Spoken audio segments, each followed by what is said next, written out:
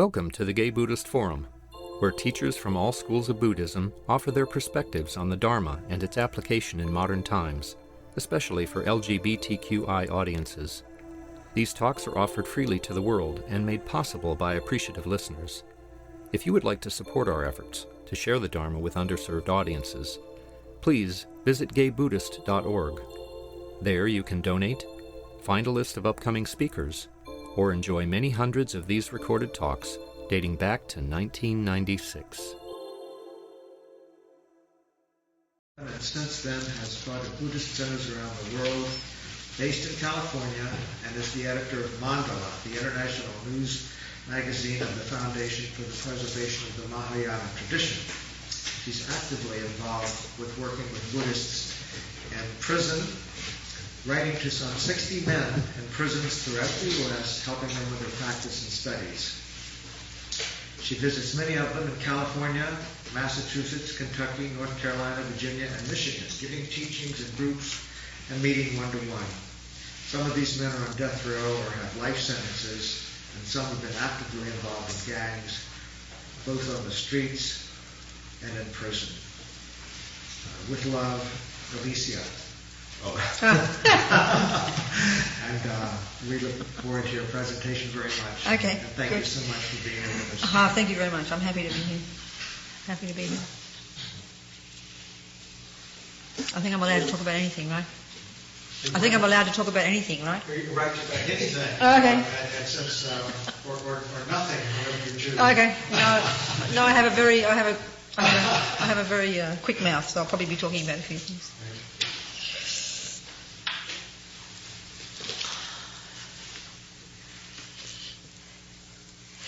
Well, I suppose one of the things you brought up, the guys in prison, and incidentally, it's interesting that it's mostly men. I mean, we send mandala to about 300 people, and we get new people every month who write to us and ask, and it's one person is a woman for some reason. I don't know why. It's very curious, but so the other 299 we send our magazine to, and then we send books to many, many others. Well, one of the things that I've really gotten from working with these guys in prison, which has been the last 4 years, it started, 96. I got a letter from. We got a letter at our office from a young guy, 19-year-old Mexican, gangster from Los Angeles, and quite a few of the people that I write to and communicate with are Mexicans. What really strikes me about them, it really has helped me hugely in these last 4 years to really kind of home in on exactly what the point of being a Dharma practitioner, what's the point of being a Buddhist, I think we can all have everyone in this room maybe would give a different answer if we said, what is a Buddhist? Because it usually is relating to what it is that we need in our life. So one of the things that I see with these guys, because they're in places that are like hellholes, it doesn't matter what they got there for, their fault or not is not the point here. What truly impresses me and humbles me is the way that those who are practicing really do use this kind of appalling situation to try and find something, to try and find their own potential. Especially because of course the majority of these people that we're communicating with, are either Mexican or black or poor, whatever, the usual kind of cliches we know about it, people in prison. But it really is true. But they're the ones, somehow the ones you'd think are most likely, to be really using their incredibly intelligent minds and really investigating the meaning of reality. So the thing that really strikes me about all of them is how they, the ones who reading the teachings and thinking about karma, which, is the very heart of Buddha's teachings about what reality is. And certainly I know in the Tibetan tradition, as you know, there's a strong emphasis on really studying Buddha's teachings quite intensively, not just to get a head full of knowledge, but to actually use it as a basis for the way you lead your life, And that's certainly something for me that I found very powerful. Being a nun, being a Buddhist, other teachings on karma. And for me, the implication of this is really learning to take responsibility. Really learning to understand that due to past actions, I am now in the situation that I'm in. So one of the things that strikes me about these guys is that they really take that to heart. One of the places where you can completely almost, happily feel a victim is where, in a prison where it's just truly like a nightmare. The violence, the unbelievable kind of noise. It's just... Yeah, it's like a nightmare. It's inconceivable if we had even a half a day of this, So somehow the ones who are really practicing, these young guys, whatever, they truly are learning not to blame, truly learning to find these outrageous situations where they can find some kind of clarity and contentment and sanity in their own minds, So it seems to me that's really the purpose of why we're Buddhists. I mean, why would we want to be a Buddhist? Why do we want to look at our minds? What's the purpose, It's to try and find what's in there, not out there, in here, that's kind of making us crazy, not out there. And now, of course, we can see we spend our lives pointing out there. It's so easy because everything out there is more vivid to us.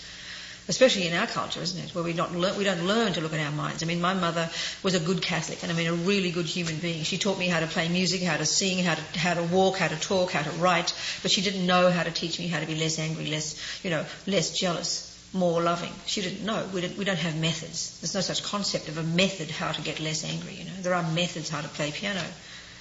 So what I can see with Buddhism is if we really use it well, it's practical methods of how to become a sane, content human being. I mean, forget even about long-term future Buddha nature and all the rest, And that's the thing that I'm seeing with these guys, and that's what's helped me really just focus very clearly on the purpose. Why am I a Buddhist? Why am I trying to transform my mind? So the heart one is this one of karma. For me, it rings loud and clear, I mean, it's fine if we watch our breath every day, and it's fine if we learn to be kind and patient with people. That's all part of the deal. But it's almost as if they're very central. It's almost as like, if you're playing basketball, the main point isn't all the training and all the special diets you go on and all the hours and hours of work and all the years of this and that and all the other things that you do on the court. The very heart of being a basketball player is getting the ball in the hoop, isn't it? This is the point. Everything leads to this.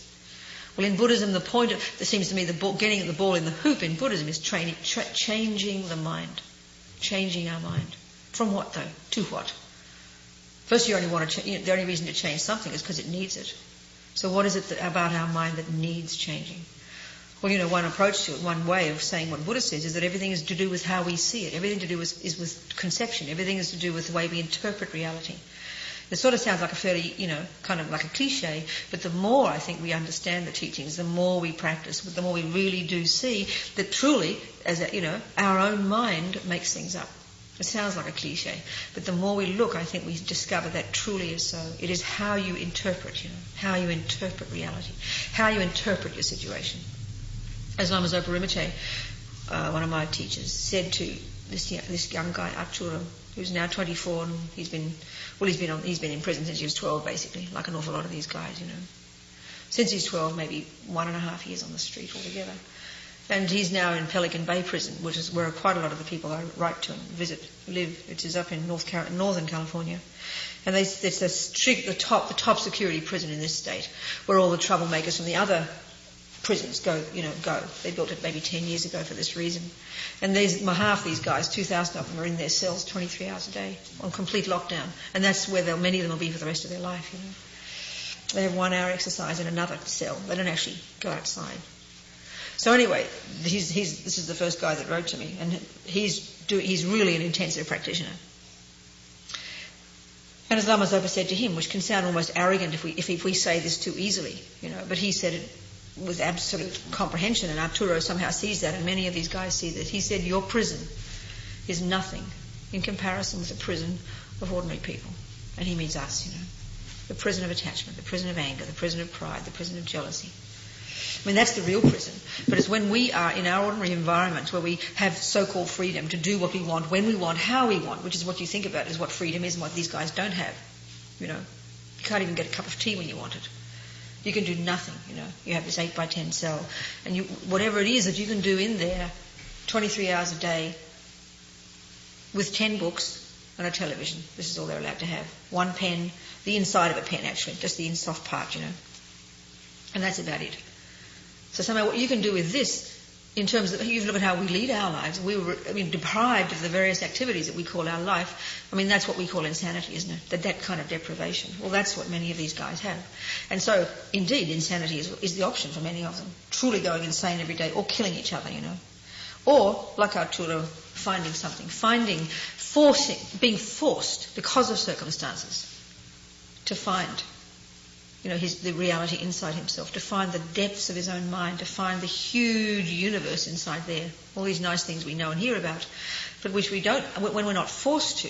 This is the point, isn't it? We can see in our lives, when we're not forced to, we often don't want to, It's the easy option, the comfort, the kind of is very strong for us, I think. And this is really, I'd say, seems to me the real meaning of following attachment, which is so deep and pervasive in us, so subtle.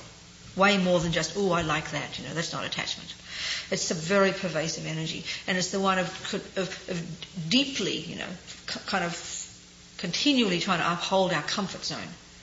The second there's any dissatisfaction, what do? We find something to alleviate it, don't we? And because we have the freedom, even if we mightn't be the richest, most famous people on earth, we have enormous freedom to do what we want, how we want, when we want, to get a certain sound when we feel like it, a certain taste, a certain smell, a certain touch. We are able to satisfy our senses really easily. So we mightn't be maniacs with that. And we can say that we are practitioners still, but it's still within that, It's still within sustaining this comfort zone. Whereas in an environment like this, there is nothing you can do except go inside or go crazy, And so this is what I truly admire, that these people have gone deeply, deeply. So they focus much more, concentrate much more, go far more deeply, question more deeply, really learn, because you have no choice, to give up attachment. Meaning you can't follow what you want when you want it. You are forced to wait until they bring you your breakfast, albeit disgusting, You can only have 10 books at any one time. You cannot ever have a pencil. You can't ever have most things we would take for granted in our life.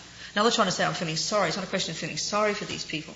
What I'm trying to say is it's how powerful it is to think about that and then to see what these guys can do with their mind in that, So in his prison, when you use that well, and this is the one of how you view it, if you view that as a good situation, you've got to be very courageous to do that. And some of these guys actually do view it as fortunate. I get many of them. One guy, because he took a cigarette, he was given a cigarette by one of the workers and he wouldn't snitch on them. So it's like, it's like worse than boarding school. You get 90 days in solitary for not snitching on somebody. So this guy, he actually, a simple, humble, ordinary bloke, who'd never in his life really investigated his own mind, Ordinary guy, not so intelligent, but because he's been forced to, he's finding whatever there is inside, And he said, Robina, I was so happy. He had 90 days in solitary. He was able to do his prostrations and do a retreat and do his practice really intensively, It sounds easy to say these things, but this is coming from their own mouths. Many of them who go for parole but don't get it and have 3 more years, they're very able to quickly turn it around and say, okay, I'm relieved, I'm really grateful, One guy who's, again, it's ordinary Mexican, triple murderer, covered in tattoos, classic kind of gangster, 36, 38, mostly they're dead by then. But he's still alive, and he's, with no question ever, he will get out of prison. But even according to his level, he really can see what he's aiming for is to get back into a cell on his own where he can be 23 hours a day, undisturbed by all the insanity of being on the main line, as they call it, where he's likely to get stabbed. He's on about 4 different hit lists. So for him, it would be a blessing to be in a cell on his own all day where he can have peace of mind. That's the top aim of his life. So it's kind of interesting, just this whole other perspective on life, And this is where you can see the people like this, if they truly are really putting their money where their mouth is and truly being Buddhist, really investigating their mind, really transforming their mind, really taking responsibility for their environment, really stopping blaming, stopping pointing fingers at the outside, then that's where sanity comes from. That's where bliss comes from, That's where contentment comes from. But sometimes we need to be, it needs to be shoved in our face enough, doesn't it, the suffering, in order to really turn ourselves around. As another one of my friends who's in Folsom said, it was his wake-up call, It's his wake-up call. It's like someone being told they're going to die, got cancer, AIDS or something. It's then when we start to wake up. We should be getting ourselves to wake up before the doctor tells us, before we get sent to prison, before we get a wake-up call from outside. That's the skill. And that's certainly what I can see in the way that they practice in Tibet. It's the only experience I have among these Tibetans, it's my tradition. These very fierce practitioners, really fierce, who truly, for example, there's one old Lama we interviewed for our magazine, this Mandala, in the next issue. Just the way he just fiercely would do anything. This is at the time of being arrested, all the 50s and stuff in Tibet, anything at all costs so he could find a way to practice. And so he spent 19 years on a bed in a house pretending to be an invalid, even having to bring in the chamber pot so he can, never walking outside this door for 19 years, choosing to do this because it was the only way he could practice Dharma, looking like an invalid with his hair and his beard down to here. For 19 years not getting off that bed. It's inconceivable to even imagine this kind of determination, this kind of absolute will, this determination to use the worst situation in order to find what's in here. And that's what being a Buddhist is, It's not an external thing. Being a Buddhist is finding our amazing qualities, I mean, Buddha talks I think it's so important in our culture. We start from the very first point of his assumption upon which everything is based, which is that we possess so-called Buddha nature.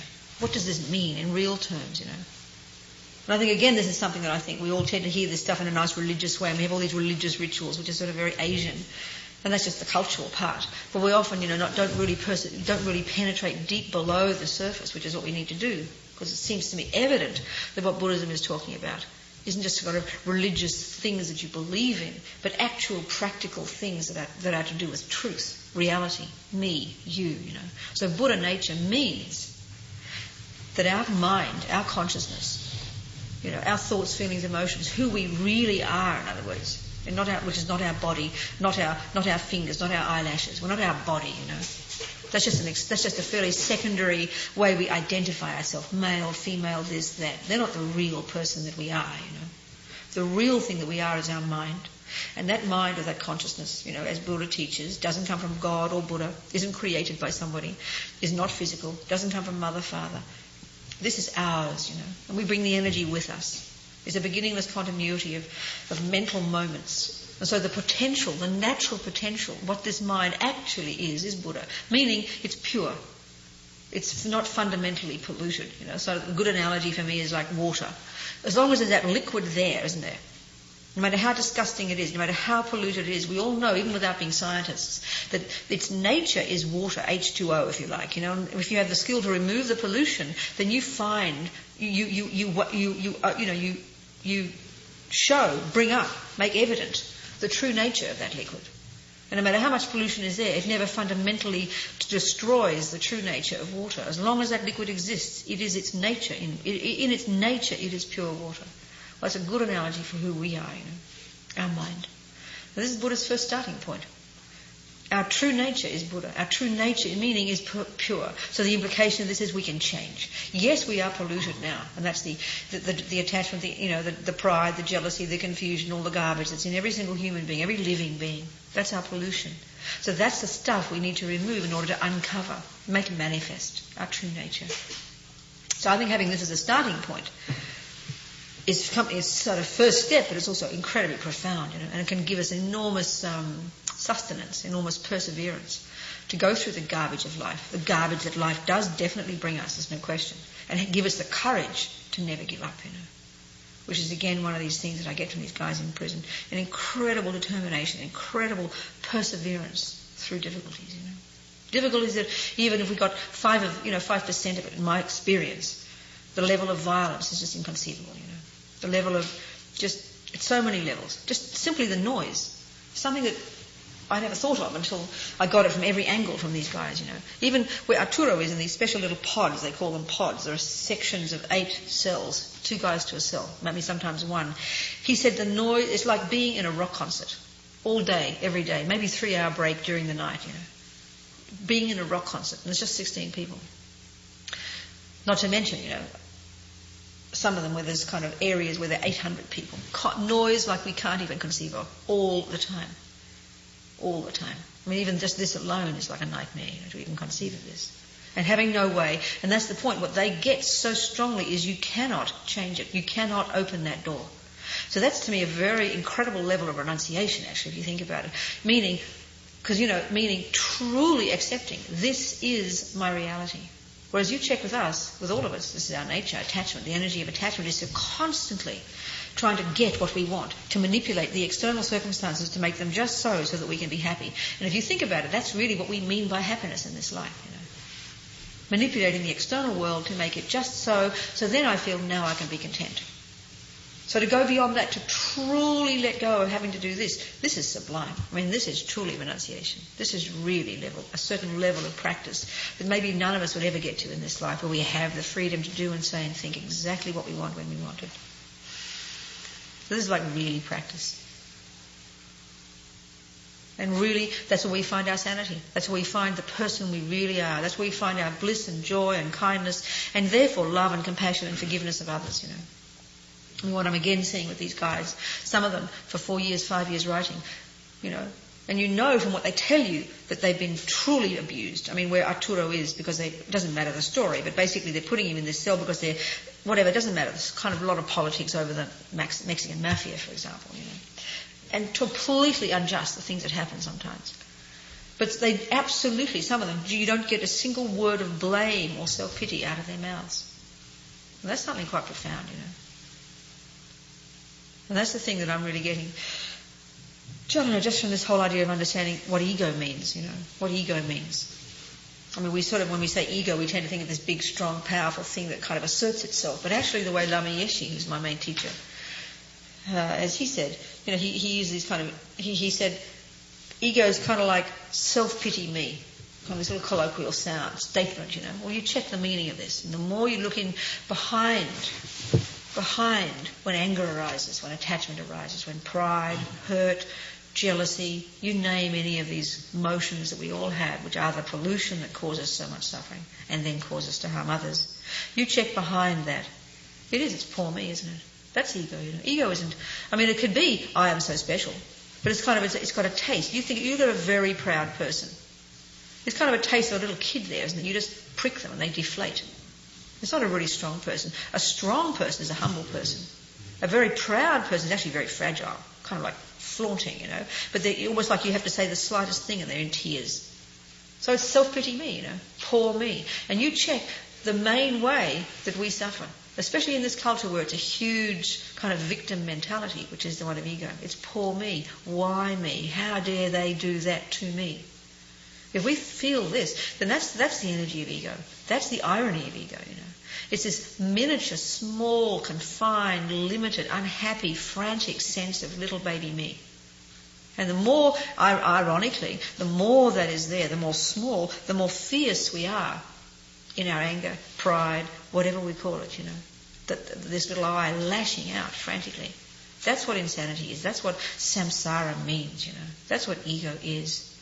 This little schizophrenic, we talk about how we see things dualistically. Well, again, Lama Yeshe, very direct. We're schizophrenic, he said. The schizophrenic view of reality we have. This poor little baby me here and this big world out there. Either all the delicious, gorgeous, lovely things that we have to kind of absorb into us to make us real, which is what attachment looks at, or the horrible, mean, ugly, nasty things out there that kind of confront us and hurt us, which are the aversion objects, which we have to push away because they offend this little baby me, So somehow really getting the feeling of the energy of this behind. And going beyond the self-pity me is something incredible. Something incredible. Some sanity. That is what sanity begins with, It's like learning to...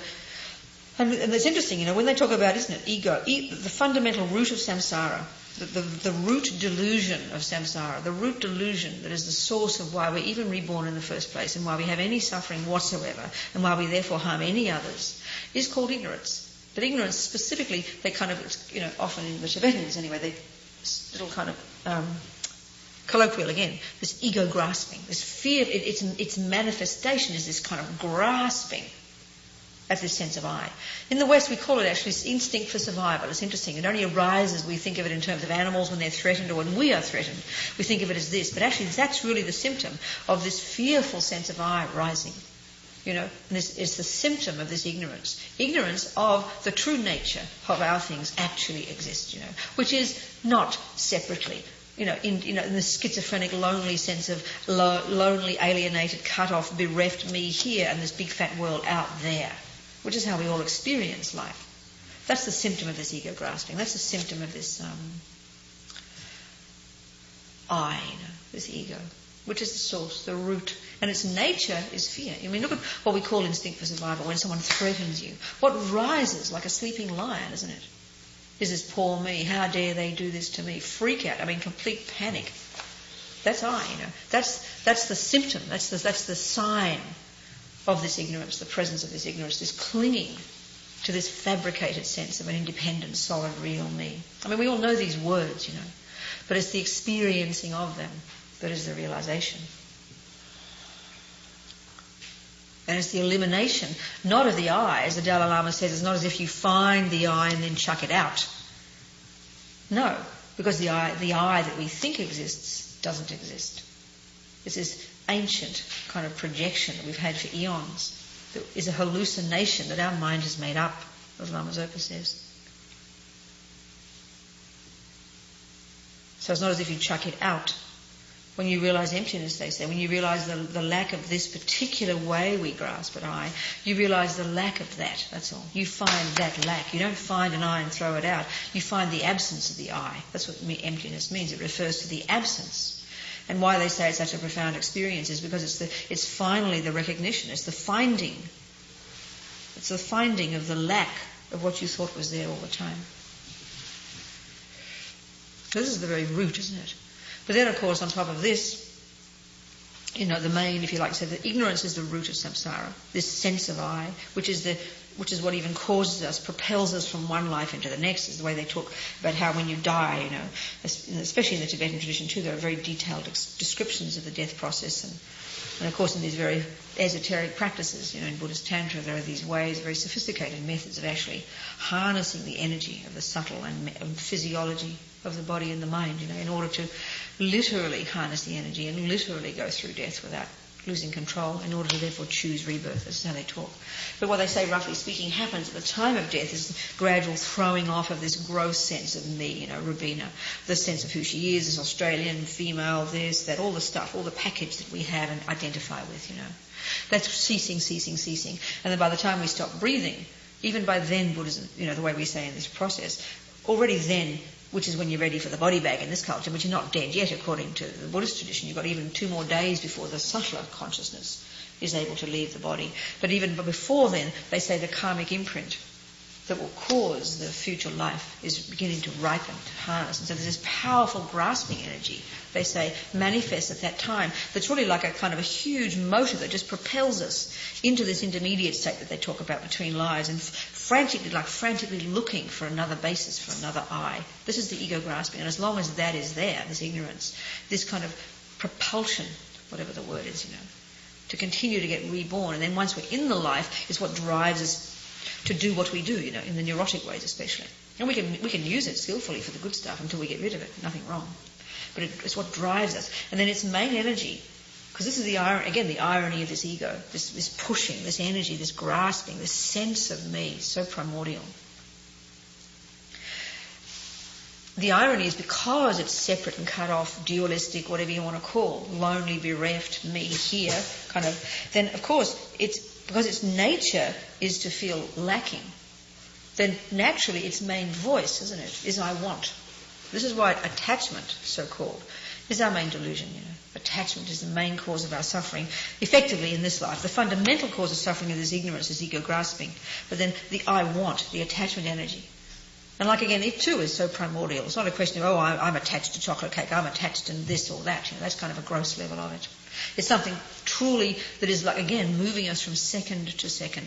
And its voice is dissatisfaction. Its voice is feeling a lack, a deep sense of dissatisfaction, a deep sense of something missing, always needing something more.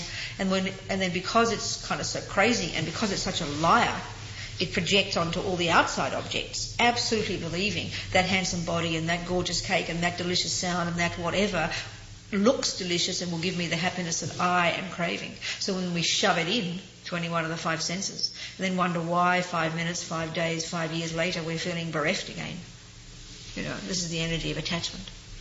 So even this one, in order to begin to lessen this one, not to mention the ego grasping, is already sublime, And then what's anger? Well, as one Lama said, anger or aversion is the response when attachment is thwarted, when attachment doesn't get what it wants. Look at this world. Just look at this culture. Look at this country alone, The thwarting of needs is quite obvious. The raging, the smashing, the beating out there, the blaming is unbelievable. And that's anger energy. That's because attachment is thwarted. Attachment doesn't get what it wants. Then you can see all the others, jealousy, pride, all these are all kind of coming from this one of attachment, which comes in turn from the one of this positing of this I, And this is samsara. This is suffering.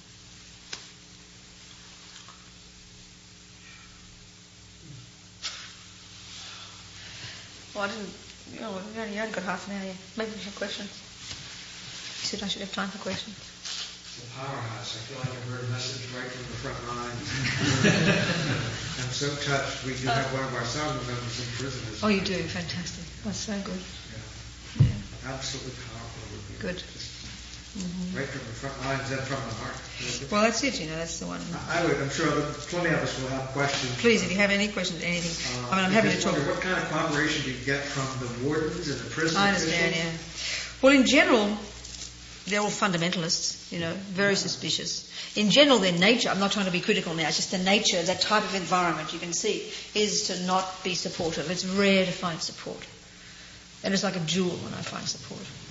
I mean, it's the law, so, as the fundamentalist chaplain where I go in Kentucky, where I see guys on death row, as he said that it's the law, and he almost says, I don't want to have you in here, and he's the look of horror on his face when we talk about stuff. He kind of stands at the door listening.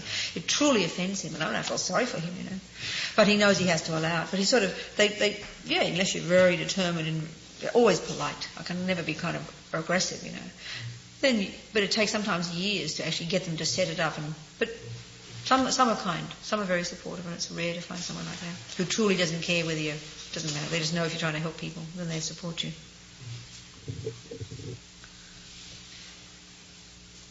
But if you want me to talk more about karma or something, or about the mind, should I talk more about one particular topic, perhaps? Or you have any questions in general? Yeah. Well, I want to start with a comment.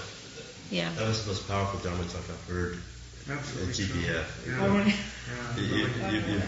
It was. I have to echo hard point. You just cut right to the chase. Very, very powerful. I want to thank you. No bullshit. Yeah. Well, I know. That's made my Yeah. And the thing is, as Howard mentioned, we do have a song about it who is in prison right now. Good. Where's he going? What's he doing? What does he do? What does he do in prison? Goes into visits people in prison. People do visit him yes. in this community and outside this community. Yes. It's one of those things where you have to wait about 5 hours for a half hour. Exactly. Visit. I know, exactly. And my experience has been pretty much echoes. So I get letters from Howard. That's right. There seems to be a conscious effort to break the prisoner's spirit. Just pointless ways to degrade and humiliate the prisoner just take place. And I guess the question, I don't know, do you have is this like a newsletter you send out to prisoners? No, actually, Mandala is the magazine of the organisation of this Tibetan Buddhist group of centres around the world. I don't know if you guys have seen it. Maybe I should send you some copies. I'll send you some copies. We put it out 6 times a year. It's a magazine, like 80 pages, proper magazine. Does it specifically address? No. The point is I'm the editor of that magazine. And it happens to be because I'm the editor of that magazine and it's part of this FPMT. And Wisdom Publications is also our publishing company. So in the back of Wisdom books it says, write to Mandala for a free copy. So that's how come guys in prison write, and that's how come these letters got sent to me. And then I just picked it up and felt I couldn't say no to this, and so now it's developed into this big project, So Mandala is just the magazine we put out, which is the FPMT, but out of this has grown the prison thing. Do you have anything in writing about what you've just been talking about the experiences with prisoners in practice? I would love if you did. No, I understand. Let me think. Mainly, yeah. The magazine, we did one issue. In 1997, I got Arturo to write his life story, which is very inspiring, and then a few other guys to write. I could send you a copy of that magazine. Will you do that? Sure thing. I'll send it on to Howard. No, sure. Absolutely. Yeah, that would be very good. No, happy to do. And I have this, I'm keeping all these letters. We've got hundreds of letters for the last 4 years now. At some point I know there's a book there, so I want to put that out because it's just incredibly inspiring. The most ordinary experience of these most ordinary guys, it brings tears to many people's eyes. Just the humility. They all say they learn humility and patience. And you feel it, You really do feel it. Again, that was one of the commonest things they all say is you learn humility and patience in prison. Humility and patience. Right. Yeah. Sure. And perseverance. They all kind of have this thing of never giving up, persevering. No, I'll find what I can find for you. Sure. In this country, we're just in such denial about the sheer horror. The level of it, I know. And you just hear these comments, lock them up and throw them away. That's right. The key. Yeah, I know, exactly. Just what you see on public broadcasting, for example, some of the prison things. It's obviously sheer horror. I know. People are not capable of even beginning to feel that sheer horror about it in this country. But I suppose it's the thing. It's the collective. It's the collective. I think seems to me it's the expression of the predominant. I mean, it's such a political thing, and I think if the majority of people in this state didn't want it, there wouldn't be prisoners in this way. So it really is it's expression of the collective energy, you know.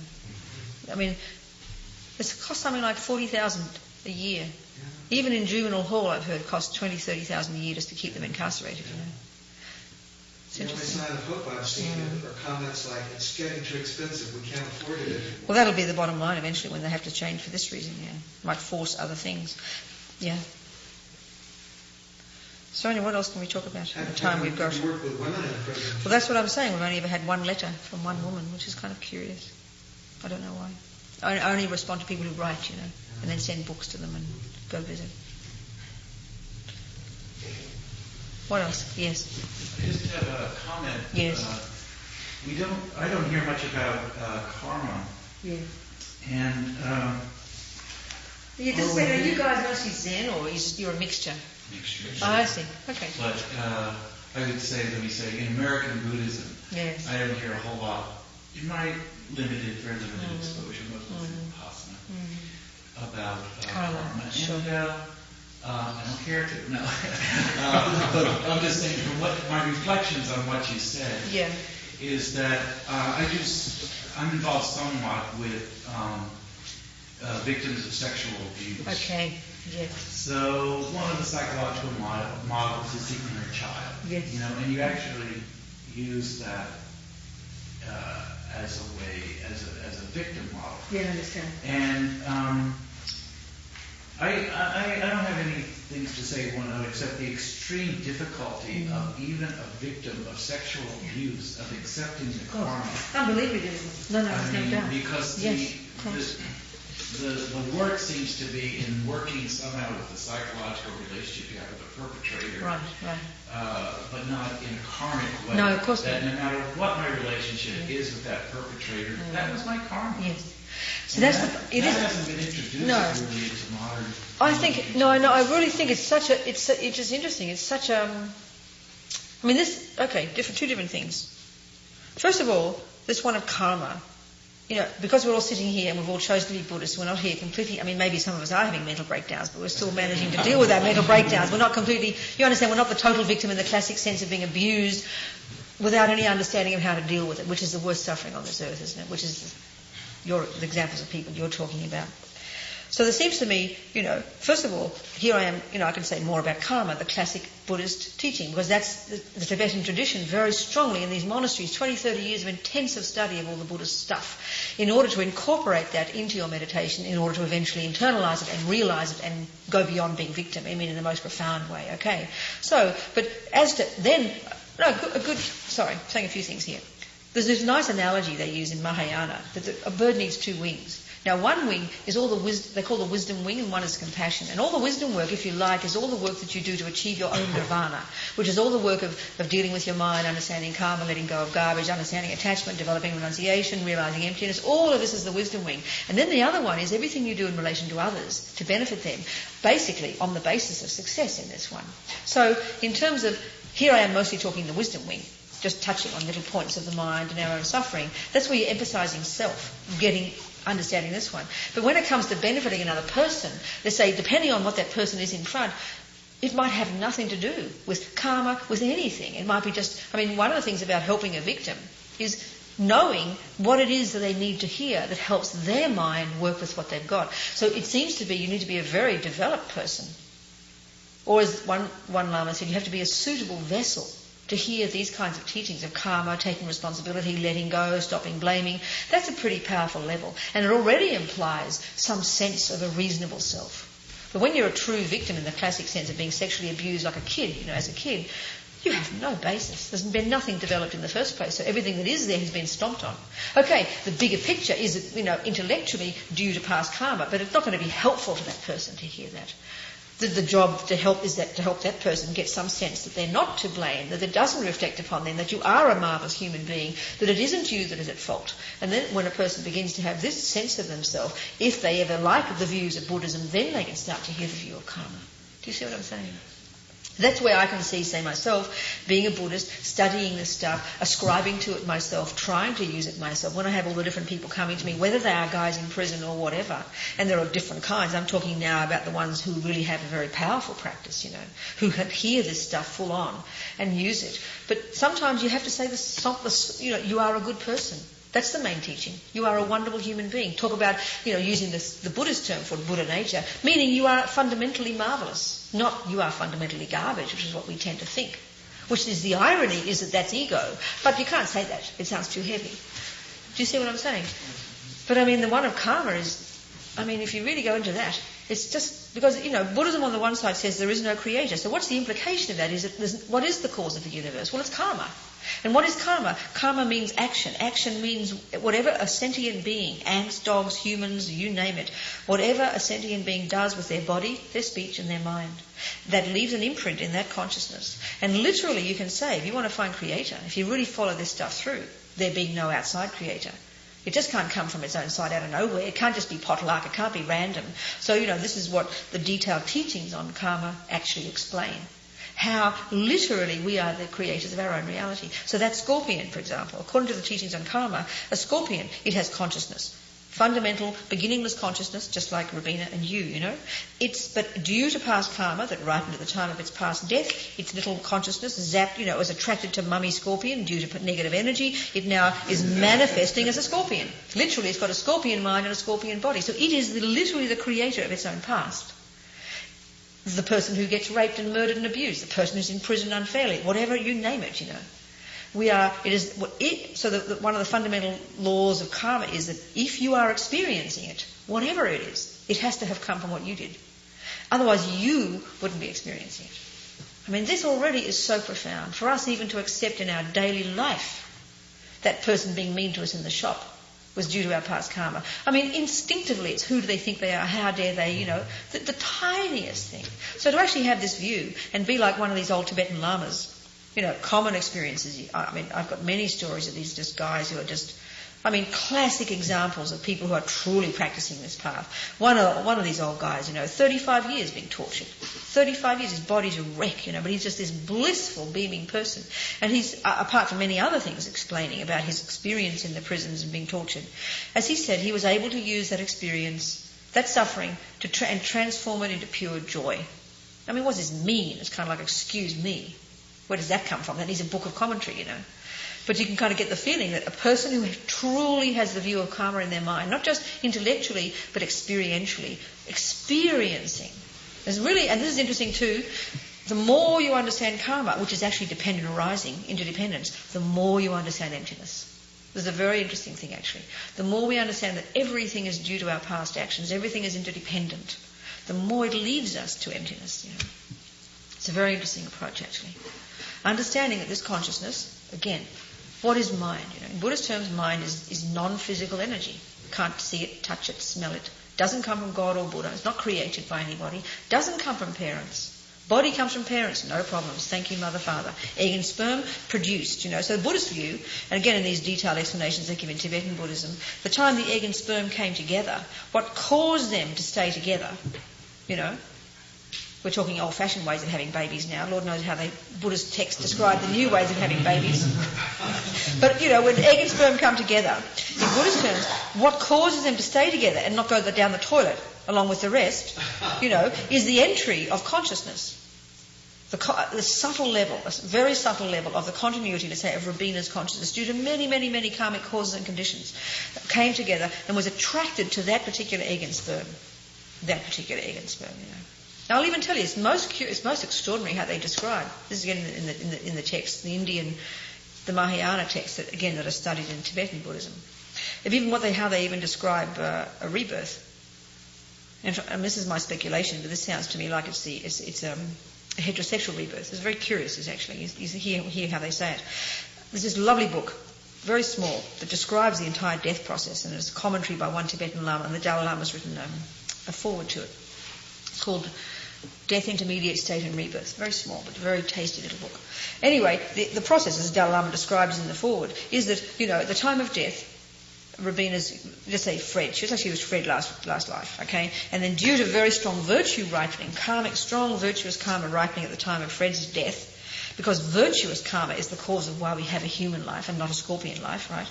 The very strong virtue ripened, that was based, by the time you stop breathing, that karma's already ripened. It's like a seed that has come to the surface. But already, there's no volition. The mind is now on autopilot, okay? So the mind goes into this intermediate state, like a dream state, which is just like a dream. Absolutely like a dream, but very intense. But the energy that's forcing it is the past karma, the force of karma, as they say, this powerful force of karma that's causing this consciousness to sort of frantically look around for a new rebirth. And then when the karma comes together for my mother and father, there they were in sexual union, and then so suddenly in the bardo, because you're not a gross being, you're a sort of subtler being, you have the clairvoyant vision, you have a vision of them in sexual union, and they say. This is what I'm saying now. It sounds to me, I'm speculating, I haven't heard commentary from a Lama, but it seems obvious. It's the cause of being a heterosexual. That you are fiercely attracted sexually to, I would have been, because I'm a girl, okay, I got born a girl, I would have been fiercely attracted sexually to my father. So I would have rushed towards my father to have sex with him, and then got completely furious because you're just this little tiny nothing consciousness. So they told in the text. It's very interesting. And then that anger, because you're furious because you can't, causes you to die from the bardo and zap into the egg and sperm. That's the beginning of life. I mean, wow. We're in for trouble already, aren't we? I mean, attachment and aversion are even the source of even... This is how they describe in the text, in the esoteric text in Buddhism, you know. It's most fascinating. So it seems to me it has to be the other way around if you end up being a gay boy, you know. I haven't asked them. I keep meaning to check up, you know, what they say. But it does seem logical. But isn't this interesting? Attachment and aversion even cause you to get into that womb in the first place, this fierce energy of delusion, you know. And then off you go again, new life. So first of all, it's one major karmic cause that is the cause of how come your mind is on autopilot and gets into the scorpion egg or the human egg, right? That's due to karma. And then every single thing that happens to you in this life is also due to karma. In fact, they talk about, we have a practice we call, it's a purification practice. We, you know, any Tibetan Buddhists, if they're doing a reasonable job at their practice, they would do it every night. And it's really just 4 psychological steps you go through. It's an infrastructure called the 4 opponent powers. It's just really a way of contemplating. And then you do a practice. I'll explain it. And each of these 4 is linked to the 4 ways that karma ripens, which is really a way of describing how the universe comes into being, you know. So one way, the major way, as they describe it, is the karma that ripens, the karmic seed that ripens at the time you die. That's the one, they call it even the throwing karma, that throws you from being, you know, into this rebirth, into the next rebirth. This kind of powerful, very powerful transition of that consciousness from one type of body to another type of body. Okay? And so that karmic imprint is the throwing karma, and that's a very powerful one. So to be a human, like I said, we must have created a huge amount of virtue in a past life to have, for our consciousness to have gone into our present mother's womb. No matter how much garbage this life has been, the fact that we're not in a scorpion's body at this moment indicates the fruiting, if you like, of enormous virtuous karma. Incredibly virtuous. I mean, they would say if we really realised how hard we must have practiced in a past life, we would just cry at the thought of wasting a second of this life, how precious it is, you know, how hard we must have worked. So that's the cause of this actual life, being born as a human. But then you check from the second we're born, second we're conceived even, we have experiences. And then so there are 3 other ways karma ripens. Most interesting, and this covers the entire world. It covers our life. You think about it. The second one is called the karma ripens as the action similar to the cause. So in other words, you check your mind, your personality, your characteristics, your habits, your good ones, your bad ones, the old habit to lie, the old habit to kill, the old habit to be generous, whatever it is in our mind that we call our personality. The personality that we are and the habits we have, you think about it, is nothing other than the habits we have accumulated that have now ripened into this package. You know, a few of the karmic seeds have ripened into this package called Robina. Her habit to be angry, her habit to lie, her habit to be generous, whatever it is, her propensities, the things she likes, she doesn't like. All of this, they are all the action similar to the cause, you know. In other words, let's say in terms of killing, the throwing karma of killing, let's say killing karma ripened at the time of death, the consciousness would zap into the scorpion womb or whatever, because that's the cause of suffering life. Now, but these other ones, the action similar to the cause, and then the other ones I'm going to talk about, they're like the residual result of killing. So if you can see from this time a little kid pops out of the womb, they're also already into killing the snails and killing the ants, and they go fishing, and then they kill all their life. and they don't see the suffering. That's the action similar to the cause. Due to the past habit of killing, which hasn't been purified, then they get born, literally. Their mother hasn't. She's not a killer. No one taught them to kill. It's just in them, That's due to karma. How come people multi-murder? How come people go off and multi-rape? How come people go off and become Mother Teresa? It's the action similar to the cause. They are like being produced by their past habits. And so they talk about the force of karma. And this for me is a very powerful way to understand why we continue to do what we do and why it's so painful to change the garbage, or why some multi-murderer powerfully compelled to kill 40 people. No one knows why in our Western world. You can't, we all try to look at their parents and see how come they're like this, but sometimes you can't find. The Columbine 2 boys had very nice parents and no one can understand how come they came out of that, Well, it's karma in Buddhist terms. Due to powerful imprints from past killing, which hasn't been purified, and due to the many karmic causes and conditions of meeting all these various people, they just compelled to kill, So that's the action similar to the cause, what you do. Then there's the other one. You check the rest of your life. It's what happens to you, isn't it? What happens to you? Your experiences. And this is called the experiences similar to the cause. Well, in terms of, for example, killing, the experience similar to the cause is being killed, dying young, getting sick. Look at the world. Look at the world, Look at the world. There's hardly a human who doesn't kill some kind of being. Not to mention even killing other humans. There's hardly a human who doesn't kill something. It's even seen as good, mostly in this culture. Even as a Catholic, I was taught that God made these creatures for us to do what we like with. We can kill them, eat them, whatever we wish. That's kind of interesting. So the action similar to the cause is that you continue to kill. The experience similar to the cause is that you get killed, or you die young, or you get sick. That's the residual result of killing. Then the other one is called environmental karma. Even this environment, we either think it came out of black holes, or we think God did it, or we think, I don't know why it happened, nobody knows, which is our common way of responding to things in our culture. No one knows, we say, just because we haven't discovered it, clever Westerners, But according to Buddhism, it's the karmic result. Environmental karma is, so the environmental karmic result of killing is pollution. Really devastated environment, food and medicine, lousy, You think about it, it's not illogical energy. So even the karma, even the way, actually they talk in the esoteric teachings, and I think I heard in the Kala Chakra teachings, they talk very extensively about the relationship between the external and internal energy. The external, like as we know, Buddhism, especially, and the Tibetan medicine is based on this, earth, air, fire, water, the 4 elements, which is very medieval too, Western medieval. But the fundamental nature of the external reality is made up of the 4 elements. And so the mind is the source, consciousness, mind is the source. So when that is imbalanced, there's the imbalance of the physical energies, which is called sickness. And Tibetan medicine is completely based on this principle, Then in turn, the external environment, due to the collective karma of a group of people being in a certain situation, due to their past karma, you have volcano, you have earthquake, you have inharmonious, whatever it is, it's due to karma, Because all this is the logical conclusion of not having an external creator.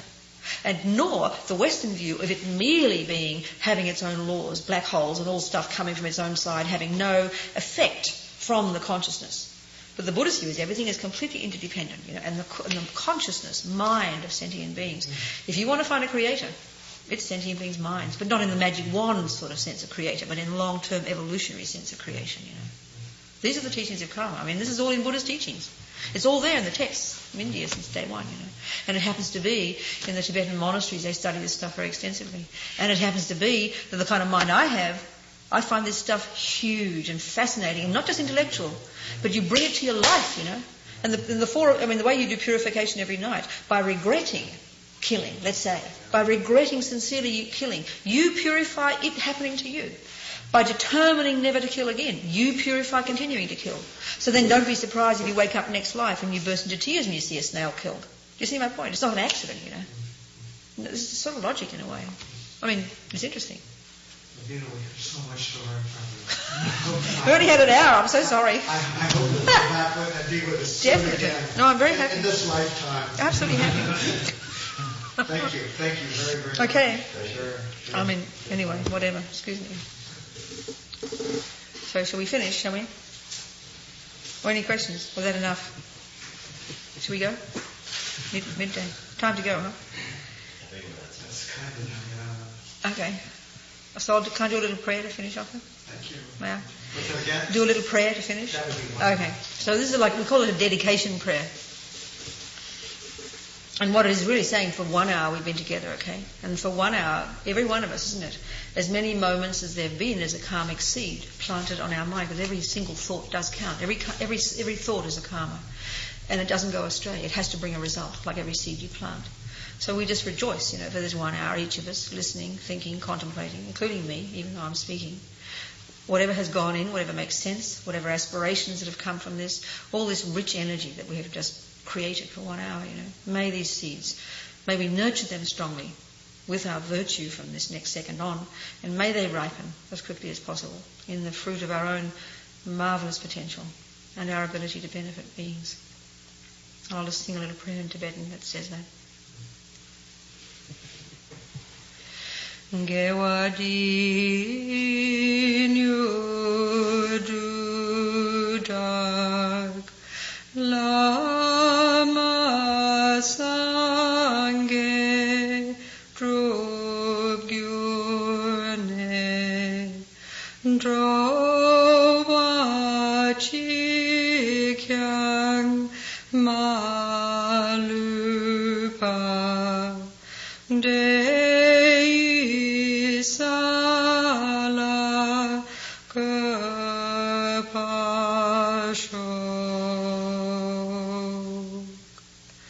Chang chuv sem chog Rinpoche ma ke panam ke gyuchi ke panyam pa me payang gong ne gong du pavasho.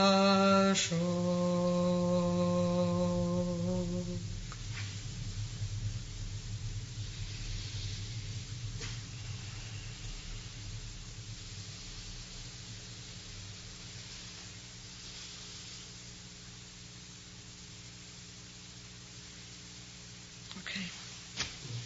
Thanks, everyone. Thank you very much. Thank you for listening to the Gay Buddhist Forum.